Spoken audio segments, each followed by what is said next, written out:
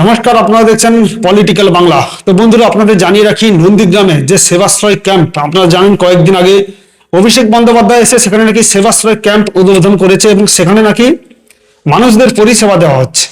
তো আপনারা অবশ্যই জানেন নন্দীগ্রামে একটি হাসপাতাল রয়েছে, সেই হাসপাতালের নাম হচ্ছে সুপার স্পেশালিটি হাসপাতাল, যেখানে এই মুহূর্তে আমার মনে হয় পশ্চিমবঙ্গে প্রচুর সুপার স্পেশালিটি হাসপাতাল রয়েছে এবং সেগুলোর যা চিকিৎসা ব্যবস্থা থাকা উচিত সেগুলো তো কোনোটাই নেই। বরং সেগুলোতে যাতে বেশি টাকা খরচ করে ঠিকঠাক না করা যায়, এবং অভিষেক বন্দ্যোপাধ্যায় একটা প্ল্যান করলেন যে সেবাশ্রয় ক্যাম্পের মাধ্যমে তিনি নন্দীগ্রামের মানুষকে জানাবেন যে আমি আপনাদের পাশে আছি, তো আপনারা কোনো কিছু অসুবিধার মধ্যে পড়লে আপনাদের আমি সুস্থ করে দেবো, এরকম একটা পরিস্থিতি।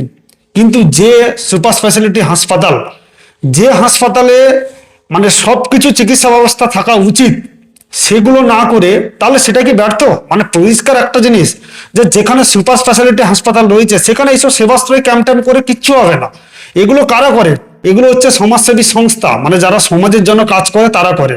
অভিষেক বন্দ্যোপাধ্যায় তাহলে তিনি বুঝতে পেরেছেন যে সেবাশ্রয় ক্যাম্প করে মানুষকে ধোঁকাবাজি দিতে হবে, কেননা সুপার স্পেশালিটি হাসপাতালে এত টাকা এই মুহূর্তে খরচ করা যাবে না। তো মুসলিম ভাইরাও কিন্তু প্রতিবাদ করছে, যে কথাটা আমি আপনাদের আগেও জানিয়েছি, আবারও জানাচ্ছি, যে মুসলিমরা পরিবর্তন চাইছে এবং তারা চাইছেন যে এই রাজ্যে এই মুহূর্তে এই তৃণমূল সরকার যেন না থাকে, অন্য কোনো সরকার আসুক, সেটা বিজেপি না হলেও হবে, সে সিপিএম আসতে পারে, কংগ্রেস আসতে পারে, কিন্তু মুসলিমরা পরিবর্তন চাইছে। একটা ভিডিও আমি আপনাদের দেখাবো, অবশ্যই ভিডিওটা আগে দেখুন, তারপরে আপনাদের আমি বিস্তারিত বলছি। গ্রামে আগামী 15 জানুয়ারি থেকে 30 জানুয়ারি পর্যন্ত ডায়মন্ড হারবার মডেলের 15 দিনের সেবাশ্রয় ক্যাম্প শুরু হচ্ছে। মানুষ পরিষেবা পাবে, বিরোধিতার কোনো জায়গা নেই, ধন্যবাদ জানাবো। কিন্তু প্রশ্ন হলো, অস্থায়ী কোনো ক্যাম্পের কারা করে? এটা তো এনজিওর কাজ, এটা তো স্বেচ্ছাসেবী সংস্থার কাজ। সরকারের কাজ হলো স্থায়ী কিছু করা। তাহলে নন্দীগ্রামের শত শত কোটি টাকা, নন্দীগ্রামের জনগণের যে দাবি, জনগণের ট্যাক্সের টাকাতে মাল্টি স্পেশালিটি হাসপাতাল করা হয়েছে, একটা বিল্ডিং বানানো হয়েছে। এখানে ডাক্তারি পরিষেবা ভালো নেই, পর্যাপ্ত ওষুধের সাপ্লাই নেই। রুগীর আত্মীয়কে প্রেসক্রিপশন লিখে দেয় যে বাইরে থেকে ওষুধটা আনো, এখানে সাপ্লাই নেই, তবে আপনি আনলে রুগী পাবে। ছোটোখাটো অপারেশনের জন্যে চণ্ডীপুর ট্রান্সফার করা হয়, তমলুক ট্রান্সফার করা হয়, কলকাতায় ট্রান্সফার করা হয়। সামান্য ছবি করার জন্যে সেখানেও নন্দীগ্রামের হাসপাতালের মেশিন আছে, কিন্তু অকেজো মেশিন, ভালো ছবি হয় না। বাইরে থেকে ছবি করে আনো তবে ডাক্তাররা দেখবে। তো এই যদি অবস্থা হয়, তাহলে স্বাস্থ্যমন্ত্রী কি ব্যর্থ? আমার রাজ্যের মুখ্যমন্ত্রী স্বাস্থ্যমন্ত্রী পদ নিয়ে রেখেছে, স্বাস্থ্য দপ্তর কি ব্যর্থ?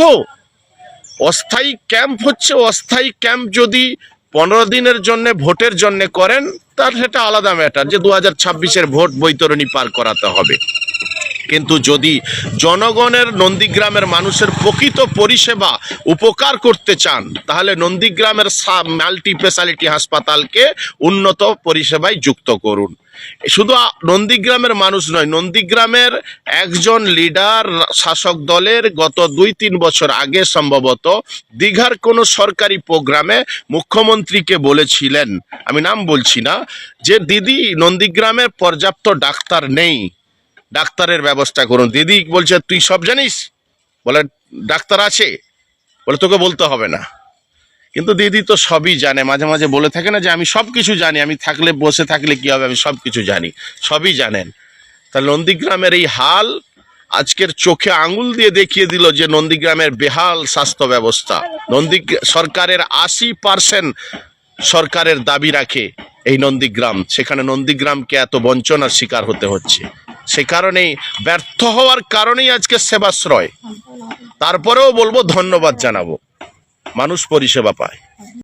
তো বুঝতেই পারছেন এই মুহূর্তে পরিস্থিতি কতটা খারাপের দিকে দাঁড়িয়েছে। নন্দীগ্রামে একটি সুপার স্পেশালিটি হাসপাতাল রয়েছে, তা সত্ত্বেও সমাজসেবী সংস্থার মতো একটা ছোটখাটো যাদেরকে ধরা হয়, সেই অভিষেক বন্দ্যোপাধ্যায় সেখানে গিয়ে এমন ভাবে তিনি প্রচার করেছেন যে সেবাশ্রয় ক্যাম্প, মানুষ যেন মনে করেছে এরা ভুলেই গেছে সুপার স্পেশালিটি একটা হাসপাতাল রয়েছে এবং তার পরিষেবা এই মুহূর্তে নন্দীগ্রামে সব থেকে, সারা পশ্চিমবঙ্গের মধ্যে সব থেকে খারাপ সিচুয়েশন এই নন্দীগ্রামের সুপার স্পেশালিটি হাসপাতালে। যাই হোক, এইটুকু আপনাদের দেখানোর ছিল, দেখালাম। পরবর্তী খবর নিয়ে অবশ্যই আসবো, তার আগে সবাইকে অনুরোধ করব যে চ্যানেলটি সাবস্ক্রাইব করে রাখুন। নতুন জাস্ট শুরু করেছি, আপনাদের আশীর্বাদ এবং আপনাদের ভালোবাসা একান্তই কাম্য।